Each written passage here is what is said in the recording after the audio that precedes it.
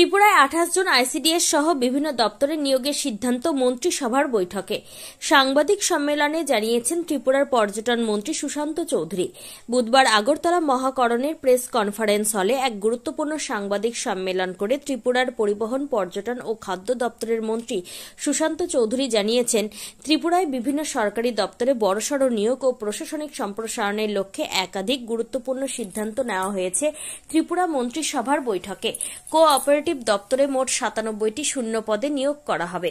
এই নিয়োগ প্রক্রিয়া জেআরবিটির মাধ্যমে দ্রুত সম্পন্ন করার সিদ্ধান্ত নেওয়া হয়েছে ত্রিপুরা মন্ত্রিসভার বৈঠকে।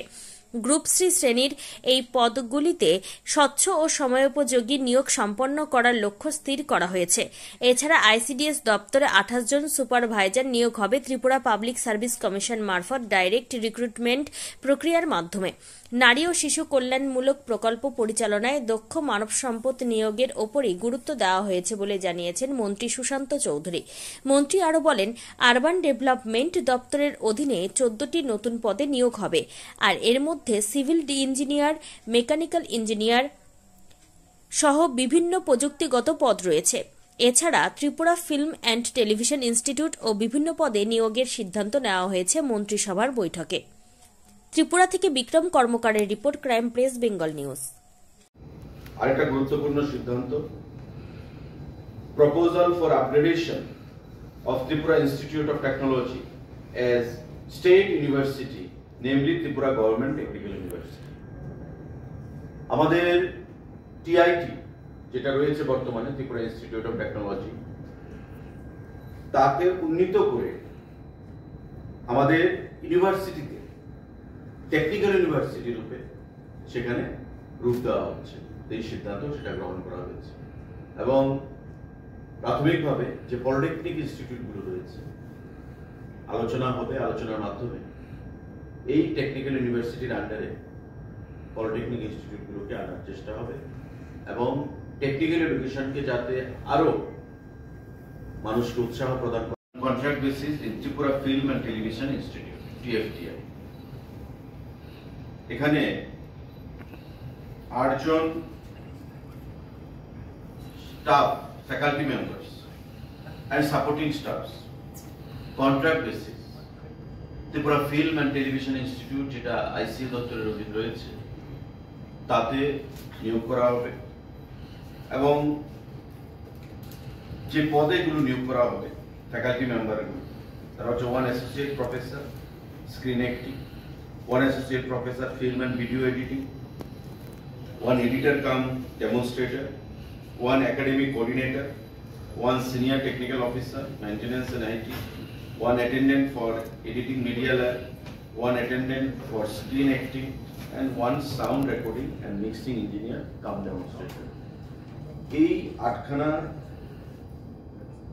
Faculty members and supporting staff তারা কাজ করবে ত্রিপুরা ফিল্ম অ্যান্ড টেলিভিশন ইনস্টিটিউটে। এবং আপনারা জানেন যে 2022 সালে Tripura film and television institute আইসিএ দপ্তরের অধীন পথ চলা শুরু করেছে। উদ্দেশ্য ত্রিপুরা রাজ্যের ছেলেমেয়েরা যারা ফিল্ম লাইনে পড়াশোনা করতে চায় তাদেরকে উৎসাহ প্রদান করা এবং প্রারম্ভিকভাবে বিভিন্ন সার্টিফিকেট ত্রিপুরা রাজ্যে ইন কনভার্জেন্স অফ সক্ষম অঙ্গনওয়াড়ি অ্যান্ড পোষণ 2 উইথ ধরতি আবা জনজাতি গ্রাম উৎকর্ষ অভিযান। আমাদের যে অঙ্গনওয়াড়ি সেন্টারগুলো রয়েছে তাতে আরো শক্তিশালী করার জন্য আমরা জানি অঙ্গনওয়াড়ি সেন্টারগুলোতে গ্রামীণ যে শিশুরা তাদের সাথে যুক্ত হয়েছে এবং তাদেরকে সুষম আহার, পড়াশোনা, সেগুলোর মাধ্যমে কিভাবে আরো সামনের দিকে এগিয়ে নিয়ে যাওয়া যায় সেই বিষয়ে সমাজ কল্যাণ দপ্তরের অধীন এই অঙ্গনওয়াড়ি সেন্টারগুলো কাজ করে থাকে এবং তাকে আরো সংঘবদ্ধ করার উদ্দেশ্যে এই সিদ্ধান্তগুলো গ্রহণ করা হয়েছে। 119খানা অঙ্গনওয়াড়ি সেন্টারকে আরো নতুনভাবে তৈরি করা এবং creation and filling up of 119 posts of Anganwadi workers and 190 posts of Anganwadi helpers. এই যে 119টা proposal for filling up of 28 posts of supervisor, ICDS, direct recruitment, for ICDS projects under Education, Social Welfare and Social Education Department. আমাদের বর্তমানে 57খানা বা 57টি ICDS project রয়েছে সারা ত্রিপুরা রাজ্যে, এবং সেই ICDS প্রজেক্টগুলো CDPUর মাধ্যমে নিয়ন্ত্রণ হয়ে থাকে। CDPUর অধীন ICDS সুপারভাইজাররা রয়েছেন, যারা সমাজ কল্যাণ দপ্তরের অধীন বিভিন্ন প্রজেক্টগুলো সুসংগতভাবে জনতার মাঝখানে নিয়ে যাওয়ার জন্য কাজ করে। এবং সেই সমাজ কল্যাণ দপ্তরের অধীন গতকাল ক্যাবিনেট মিটিংয়ে 28 পোস্ট অর্থাৎ 28খানা post of supervisor ICDS direct রিক্রুটমেন্টের মাধ্যমে সেটা করা হবে, এবং TPSC পাবলিক সার্ভিস কমিশন সেই পরীক্ষা গ্রহণ করবে। খুব শীঘ্রই TPSCর কাছে সেই প্রস্তাব পাঠানো হবে দপ্তরের তরফে।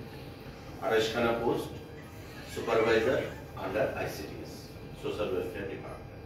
গতকালকের ক্যাবিনেট বৈঠকে proposal for creation and filling up of 22 new posts of Group D night guard under the Directorate of Secondary Education, Tripura, on fixed pay basis by রাজ্য সরকারের শিক্ষা দপ্তর সেকেন্ডারি এডুকেশনের অধীন 22 জন নতুন গ্রুপ ডি পোস্ট, সেটা night guard নিয়োগ করা হবে।